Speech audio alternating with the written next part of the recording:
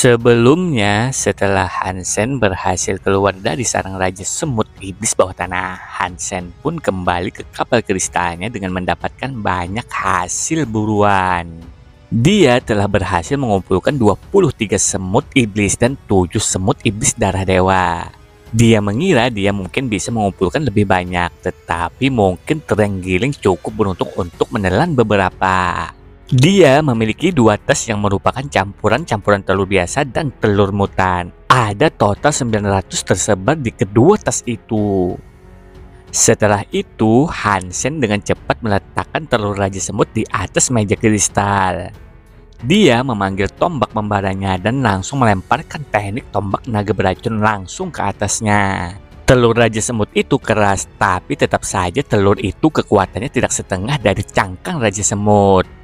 Notifikasi pun berbunyi, bis Supergat berhasil diburu. Bayi Raja Semut Iblis Bawah Tanah, jiwa bisnya telah diperoleh, dagingnya pun dapat dimakan. Untuk mendapatkan poin Supergat Geno acak dari 0 hingga 10. Hansen sangat terkejut karena tidak mendengar notif tentang esensi kehidupan Geno. Telur itu sangat kecil dan dia menganggap cukup adil bahwa belum ada ruang bagi esensi kehidupan Geno untuk tumbuh di dalamnya. Sepertinya telur tidak bisa menghasilkan esensi kehidupan Geno. Apakah itu berarti aku bisa memakannya? Ujar Hansen sambil memegang telur Supergat itu. Hansen pun segera memakannya. Dia sedikit terkejut karena telur itu lebih lembut dari yang dia harapkan. Dagingnya agak empuk dan dia bertanya-tanya, apakah ini mirip dengan apa yang terjadi dengan tulang tubuh gajah? Setelah mati, itu tidak sekeras ketika masih hidup. Hansen sangat gembira dan dia tidak repot-repot memasaknya. Dia hanya memasukkannya ke dalam mulutnya dan memakannya. Notifikasi pun memberitahukan bahwa bayi Raja Semut Iblis Bawah Tanah dikonsumsi. Anda telah menerima 1 poin Supergat Geno. Hansen terus memakan telurnya dan menerima tambahan 7 poin Supergat Geno. Lalu energi aneh berputar di dalam perut Hansen. Tubuhnya terasa mati rasa saat mulai bergetar. Dan sel-selnya terasa hidup dengan dorongan energi yang unik. Hansen merasa segar kembali. Dia tidak tahu kapan telur itu akan menetas, jadi Hansen mengajak petnya untuk makan bareng. Tapi dia yang akan memakan 7 telur darah dewa. Tentu saja sisanya disediakan untuk barbeque. Hansen membawa Jiro, Angel dan Putri Yin dan Putri Yang untuk pesta barbeque. Hansen menusuk sejumlah telur dan meletakkannya di atas api terbuka. Ada 6 telur darah dewa ditusuk bagaikan sate. Minyak mendesis di atas api dan aroma yang menyenangkan tercium dari telur. Mereka semua mulai memakannya dengan lahap. Hansen dengan gembira melahapnya. Notifikasi berbunyi bahwa dia telah menerima 1 poin Geno darah dewa. Pada akhirnya poin Geno darah dewanya maksimal. Akhirnya aku telah memaksimalkan poin Geno darah dewaku, ujar Hansen menghela napas panjang dan merasa sangat bahagia. Setelah itu, Hansen pun pergi ke tempat penguji kekuatan. Dia pun melihat status dirinya. Hansen, tubuh super roh raja, rentang hidup evolver 300 tahun. Tubuh evolusi persyaratan 100 poin Geno. Gen yang dimiliki, poin Geno dasar 100 poin, poin Geno biasa 100 poin, poin Geno mutan 100 poin, poin Geno darah dewa 100 poin, dan poin Geno Supergat 17 poin. Hansen pun lalu meninju mesin penguji. Meteran menunjukkan 276,6587, yang berarti kebugaran Hansen lebih dari 200. Dia juga dalam bentuk yang paling murni. Manusia terkuat yang diketahui di Swaka Dewa kedua sedang duduk di sekitar 150. Ada celah yang menakutkan antara Hansen dan orang itu. Meskipun ini hanya tes sederhana yang dia lakukan, dia masih sangat puas. Jika dia menghitung semuanya dengan benar, ketika dia memaksimalkan poin Supergat Genonya, dia akan berada pada tingkat kebugaran 300. Dia akan menjadi makhluk surgawi dan mampu menantang bis Supergat sendirian tanpa masalah. Meskipun dia tidak dapat menghadapi mereka secara efektif sekarang, dia memiliki apa yang diperlukan untuk melawan. Dia tidak seperti orang lain yang akan dengan cepat menemukan diri mereka dihancurkan oleh musuh yang mengintimidasi. Hansen lalu keluar dari lobi pengujian sekitar waktu makan siang. Dan dia berencana untuk makan siang dengan ayang Jianran. Namun sial baginya, Jianran sibuk dengan pekerjaan dan harus meninggalkan pangkalan. Itu menyebabkan Hansen pergi makan siang sendirian. Hansen telah memesan makan siangnya dan mulai makan. Tiba-tiba Ani datang membawa makanannya dan meminta izin untuk duduk dengan Hansen. Hansen pun mempersilahkannya. "Kamu benar-benar tidak ingin mengambil bagian dalam pertempuran dewa?" ujar Ani bertanya kepada Hansen. "Tidak, aku tidak mau," jawab Hansen sambil menggelengkan kepalanya. "Mengapa?" tanya Ani lagi. Di matanya, Hansen memiliki hewan peliharaan super cat yang bahkan bisa membuat peluang dan memperkuat posisi di antara 10 putra dewa. Membawa kemuliaan yang sangat dibutuhkan bagi umat manusia. "Kekuatan hewan peliharaan hanya sebesar hewan peliharaan. Jangan melebih-lebihkannya," ujar Hansen menjawab. "Tapi meskipun begitu, kamu masih punya kesempatan," ungkap Ani yang seperti memohon agar Hansen ikut serta dalam pertempuran dewa. Hansen tersenyum dan berkata, "Itu adalah medan pertempuran yang sebenarnya. Itu bukan permainan. Aku tidak akan muncul kembali. Aku tidak akan mempertaruhkan hidupku hanya untuk beberapa gelar." Mendengar itu, Ani hanya menatap Hansen lama dengan dingin sebelum mengambil piring makanannya dan berjalan pergi. Hansen sadar bahwa banyak orang berharap dia bergabung, tapi dia benar-benar tidak bisa ambil bagian. Jika dia mengungkapkan fakta bahwa dia telah menyerap esensi kehidupan Geno, aliansi akan membutuhkan jawaban. Dalam keadaan seperti itu, keluarga Ji atau Qin tidak akan bisa melindunginya. Itu adalah masalah tentang ras manusia. Dia akan ditekan oleh orang-orang di setiap sisi. Itu sebabnya Hansen akan menggunakan koin emas Bigot sebagai identitasnya ketika dia bergabung. Bahkan jika orang dapat mengatakan bahwa koin emas Bigot yang sulit dipahami telah menyerap esensi kehidupan Geno, tidak ada yang tahu siapa dia. Tidak ada yang bisa dilakukan tentang hal itu. Ada banyak manusia di Suaka Dewa kedua. Faktanya ini adalah tempat perlindungan dengan populasi manusia tertinggi, tetapi meskipun demikian, kami tidak berada di puncak rantai makanan di sini. Tidak lama lagi, aku mengerti mengapa orang ingin kita naik dan menghancurkan citra inferioritas kita, pikir Hansen pada dirinya sendiri. Dia percaya dia harus pergi jauh-jauh di pertarungan dewa dan mendapatkan posisi sebagai anak dewa. Paling tidak itu akan memberi orang lain harapan. Tetapi jika Hansen berkompetisi di sana, dia tidak bisa menggunakan tombak membalanya atau War Angel-nya. Dia memperkirakan peluangnya untuk mengalahkan Rose Supergat dalam kondisi seperti itu berada di bawah 30%. Dan kesempatan 30% itu hanya karena dia beruntung mendapatkan jiwa bis semut tingkat Supergat. Lalu Hansen pun memasuki lautan jiwa. Ternyata Hansen telah mendapatkan jiwa bis lapis baja. Pertahanan jiwa bis Supergat lapis baja sangat tinggi, dan itu adalah kunci yang harus dia manfaatkan saat melawan Rose Supergat. Plus Hansen bisa mensimulasikan aliran energi Raja Semut Iblis bawah tanah. Aliran energi itu ketika dikombinasikan dengan armor Raja Semut meningkatkan pertahanannya dengan jumlah yang luar biasa. Selain itu juga meningkatkan kecepatannya. Itu adalah aliran energi yang kuat, dan menggunakannya bersama dengan baju besi Raja Semut akan membuatnya sekuat kecoa yang dengan keras kepala menolak untuk mati. Hansen pun memberikan kristal hitam. Seharusnya ada cukup waktu untuk berevolusi sebelum pertarungan suci atau pertarungan dewa dimulai. Dengan armor yang berevolusi, dia akan menjadi lebih kuat. Setelah itu, Hansen kembali ke tempatnya. Dia tidak berburu, dia malah mencari-cari keterampilan jarak dekat untuk dipelajari. Hansen tidak berharap untuk menggunakan keterampilan pedang gandanya untuk mengalahkan Rose Supergat manapun. Hansen terus mencari. Kemudian Hansen melihatnya, dan yang mengejutkannya, dia berhasil menemukan skill yang membuatnya tertarik. Itu adalah seni hipergeno yang disebut Sonic Thunder Punch, atau juga bisa dibilang Great Thunder Boxing. Deskripsi menyatakan bahwa setelah penguasaan keterampilan telah dicapai, mungkin untuk menangani kerusakan Sonic, tapi level seperti itu membutuhkan kebugaran yang sangat tinggi. Meskipun itu adalah keterampilan seorang pengembang, praktisi harus berada di dekat peringkat makhluk surgawi untuk mempelajarinya secara efektif. Kalau tidak, dia akan membutuhkan tubuh elemen guntur yang sangat bagus. Setelah memperhatikannya dengan baik, Hansen semakin menyukai konsep Great Thunder Boxing.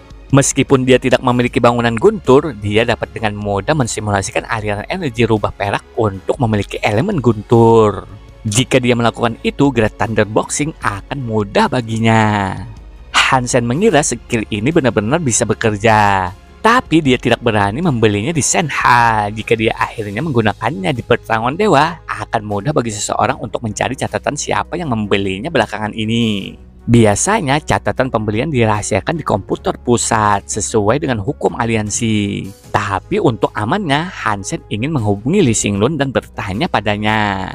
Lee Xinglun telah meretas Skynet virtual militer, jadi wajar saja jika Hansen berasumsi bahwa dia bisa memberikan beberapa saran tentang cara melanjutkan tentang pembelian. Hansen tidak akan menyebutkan keahlian khusus yang ingin dia beli. Tanyakan saja bagaimana dia bisa membeli sesuatu dari pasar gelap secara anonim. Lee Xinglun sangat berpengalaman dengan topik-topik semacam itu dan perbuatan curang. Jadi dia bisa menjelaskan beberapa metode sederhana dan efektif yang bisa digunakan Hansen untuk apa yang ingin dia lakukan. Setelah mendapat beberapa saran dari Lee Xinglun, Hansen memeriksa beberapa tempat perdagangan pasar gelap dan mencari-cari skill yang dia cari. Tetapi Hansen kurang beruntung, tidak ada satupun orang yang menjual Great Thunderboxing. Apa yang dia temukan bagaimanapun ada seni hipergeno lain yang menonjol baginya. Seni hipergeno yang memikatnya disebut Great Elephant Boxing. Hansen telah mendengar tentang keterampilan ini sebelumnya, karena itu adalah keterampilan legendaris yang berasal dari zaman kuno. Gulungan itu mengatakan bahwa saat itu orang berpikir bahwa dunia dibangun di atas piringan yang bertumpu di punggung seekor gajah. Gajah adalah segalanya, sedangkan piringan adalah ruang dan waktu. Tapi untuk skill itu sendiri tidak banyak orang yang bisa mempelajarinya dan kekuatan skillnya lebih lemah dari yang mereka duga. Seseorang telah meneliti bagian yang tersisa dari gulungan skill itu dan mengatakan bahwa beberapa jenis darah gajah diperlukan untuk menyelesaikan mempelajari keterampilan tersebut. Mereka mengambil nutrisi dari gajah dan memasukkannya ke dalam larutan geno yang memungkinkan orang lain untuk mempelajari keterampilan tersebut. Tetapi kekuatan dan kedalamannya sangat buruk. Pukulan cakram gajah berada di bagian kelas A karena ketidakmampuannya untuk memenuhi persyaratan yang diperlukan dari keterampilan kelas S. Tapi skill itu adalah cara yang bagus untuk memperkuat tubuh seseorang, dan dalam segi ini tidak lebih buruk dari kebanyakan seni hipergeno kelas S. Jadi orang-orang yang tidak mampu membeli skill kelas S akan sering memilih ini. Hansen merasa penuh harapan dan agak bersemangat. Dia berpikir dalam hati, Great Elephant Boxing atau pukulan cakram gajah sangat dalam. Jika aku mensimulasikan energi tulang gajah, aku bertanya-tanya apakah aku bisa mengeluarkan kekuatannya yang sebenarnya? Jika aku bisa mengeluarkan kekuatan yang sebenarnya, aku ragu ada orang yang bisa mengatakan itu dari skill kelas A yang tidak banyak diketahui. Hansen tanpa banyak pikir lagi langsung membelinya. Setelah beberapa saat, Hansen telah memulai latihannya di sebuah gunung. Satu pukulan Hansen dapat membelah atau menghancurkan gunung. Dengan melakukan itu, Hansen menemukan sesuatu yang menakjubkan. Setiap kali dia menggunakan energi tulang gajah, dia tidak bisa mengendalikan kekuatannya dan malah harus meledakkannya sekaligus. Tetapi semakin dia terus menggunakan energi tulang gajah untuk berlatih Great Elephant Boxing, semakin dia bisa mengendalikan energinya. Hansen senang jika dia bisa lebih efektif mengontrol energi dan kekuatan tulang gajah, maka dia tidak akan kehabisan energi sepenuhnya setelah satu pukulan. Pertempuran dewa I'm coming, ujar Hansen dengan sangat percaya diri. Tak terasa bulan itu berlalu dan semua tempat perlindungan sekarang telah menamai pejuang terbaik mereka. Sudah waktunya pertarungan dewa dimulai. Pang Mingguan memasuki arena pertempuran dari tempat perlindungan dan menemukan tempat duduknya. Dia melihat ke tengah arena menunggu pertarungan dewa dimulai.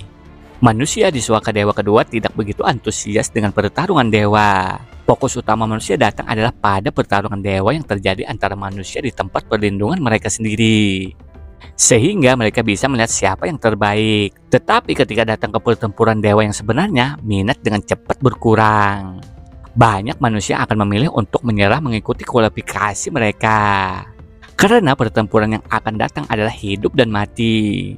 Jika lawan mereka adalah roh yang kuat, mereka seringkali kejam. Manusia hanya bisa hidup sekali. Dan mereka tidak bisa menyia-nyiakan hidup mereka dalam pertempuran yang kemungkinan besar akan mereka kalahkan. Pang Mingguan sedang menonton pertempuran dewa dengan harapan koin emas bigat akan ada di sana.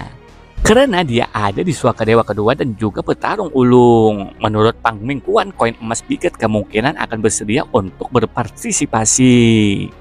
Tiba-tiba ada yang memanggil Pang Mingguan. Mendengar namanya dipanggil dari belakang, dia menoleh ke arah seseorang yang dia kenal. "Tuan Hua," ujar Mingguan dengan cepat berjalan mendekat dan menjabat tangannya. Nama lengkap Tuan Hua adalah Hua Ping. Dia telah berada di suaka dewa kedua selama 100 tahun. Dia adalah salah satu evolver paling awal. Dia sekarang bekerja di media juga dan menjadi supervisor Mingguan. "Kamu tertarik dengan pertarungan dewa?" tanya Hua Ping.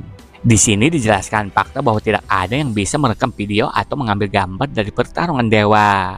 Jika ingin membuat laporan atau berkomentar, semuanya harus diucapkan atau ditulis. "Ya, saya tertarik. Itu sebabnya saya datang untuk menonton," ungkap Mingguan menjawab. "Apakah Anda juga datang ke sini untuk melaporkan pertarungan dewa?" ujar Mingguan balik bertanya. Tuan Hua tersenyum dan menjawab, "10 tahun sekali aku melakukannya. Ini adalah artikel ke-13 yang akan aku buat sehubungan dengan pertarungan dewa. Hanya sedikit orang yang membacanya, jadi sepertinya tidak banyak yang tahu tentang karya ini." "Jika seburuk itu, mengapa Anda masih bersikeras melakukannya?" tanya Mingguan lagi dengan kebingungannya. Mendengar pertanyaan seperti itu, Tuan Hua Ping menjawab dan menjelaskan, "Angka penonton itu penting, harus kuakui. Tetapi sebagai seorang media, aku percaya dalam melaporkan hal-hal yang berarti bagi kemajuan umat manusia. Manusia tidak melakukannya dengan baik di pertarungan dewa, itu benar. Tetapi ada secerah inspirasi dan kekaguman yang bisa ditemukan. Orang-orang berbakat datang ke sini setiap tahun ke-10 dengan harapan mendapatkan kehormatan dan kemuliaan bagi umat manusia.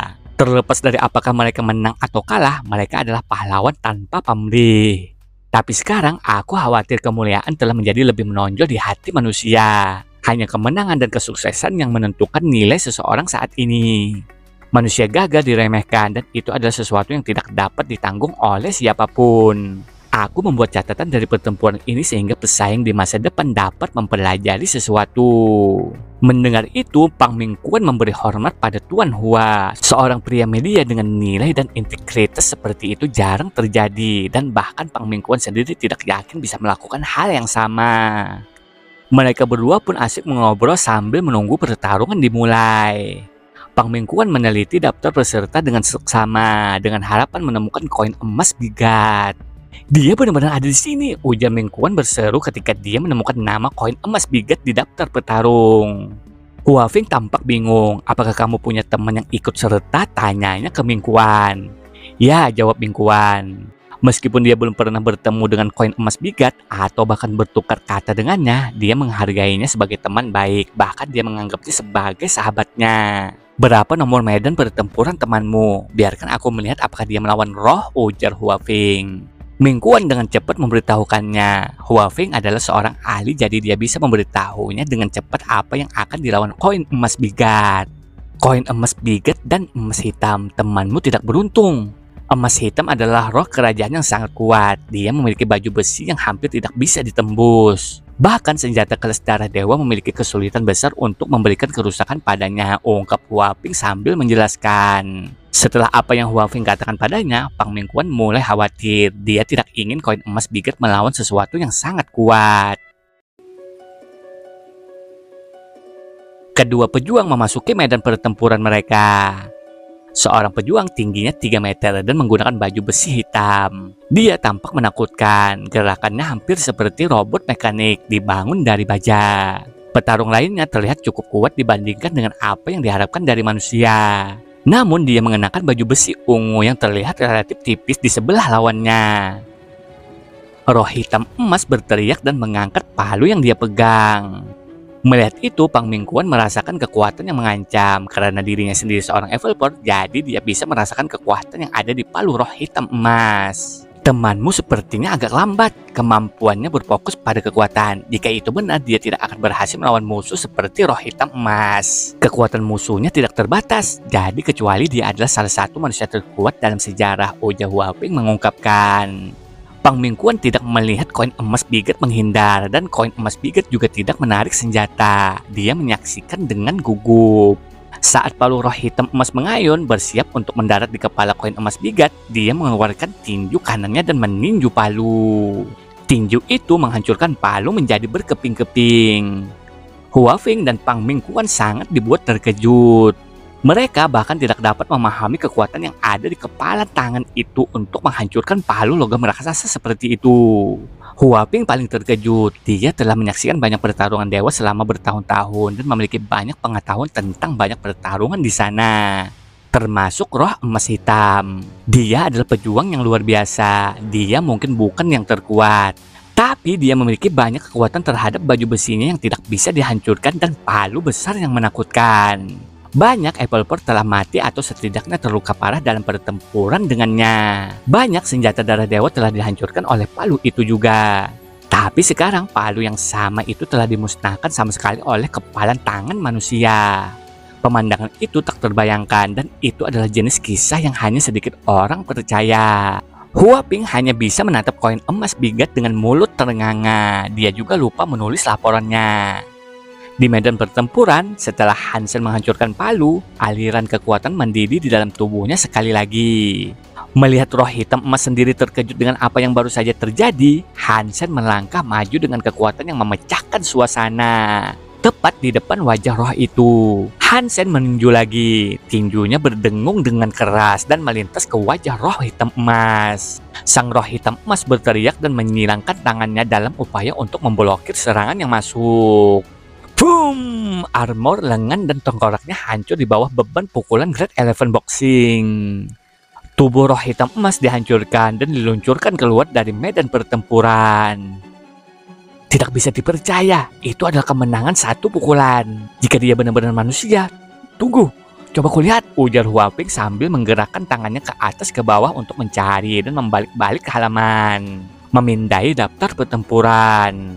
Pang Mingguan melihat apa yang dilakukan Huafing dan menyadari bahwa itu adalah perhitungan daftar pertempuran. Sepertinya Huafing sedang mencoba untuk menentukan siapa yang akan dihadapi koin emas biget selanjutnya. 10 pertandingan, dia tidak akan melawan siapapun yang lebih kuat dari roh hitam untuk 10 pertandingan lainnya. Ini adalah kesempatan, ungkap Huafing dengan gembira melihat gambar daftar yang ada di bukunya. Tapi setelah beberapa saat wajahnya membeku, kegembiraannya terkuras. Dengan kekecewaan yang nyata dia bergumam, itu masih tidak berhasil. Tuan Hua, apa yang tidak berhasil? Tanya Mingguan dengan cepat karena ingin memahami apa yang sedang terjadi. Huaping pun menjawab dan mengungkapkan, temanmu cukup beruntung. Jika dia terus bertarung, dia seharusnya tidak menghadapi lawan yang lebih kuat. Jika dia cukup beruntung, dia bisa mencapai 10 besar. Tapi Huaping menghela napas panjang dan berlarut-larut, kemudian melanjutkan. Dalam pertarungan terakhirnya yang sebelum dia dinobatkan sebagai putra dewa, dia harus berhadapan dengan lawan yang tidak bisa dikalahkan oleh manusia. Dalam pertarungan dewa kelima, ada putra dewa berelemen cahaya. Meskipun putra dewa ini hanya bergabung sekali, dia sangat kuat. Kekuatannya sekarang adalah sesuatu yang hanya sedikit manusia yang pernah mengerti. Tidak ada manusia yang bisa mengalahkannya. Bahkan pengembang kunci gen yang tidak terkunci tidak memiliki peluang. Mereka akan dihancurkan seperti serangga. Dulu ada seseorang Apple Port terkenal dan memiliki banyak jiwa habis dan skill hypergeno yang kuat. Tapi putra dewa membunuhnya dalam satu pukulan. Aku menyarankan agar kamu memberitahu temanmu tentang perkembangan yang menyedihkan ini. Katakan padanya dia bisa bertarung untuk saat ini, tapi dia harus mundur sebelum pertempuran terakhir. Jika tidak, putra cahaya dewa bahkan tidak akan memberinya kesempatan untuk kebobolan, ungkap Huafing. Mendengar itu, Pang Mingguan mendapatkan ide tentang seberapa buruk hal-hal yang mungkin terjadi. Tetapi dia tidak memiliki cara untuk menghubungi koin emas biget yang sulit dipahami. Pang Mingguan berpikir bahwa taruhan terbaiknya untuk memberitahu koin emas biget adalah memposting artikel tentangnya. Jika dia melakukan itu, setidaknya ada kemungkinan koin emas biget akan melihatnya.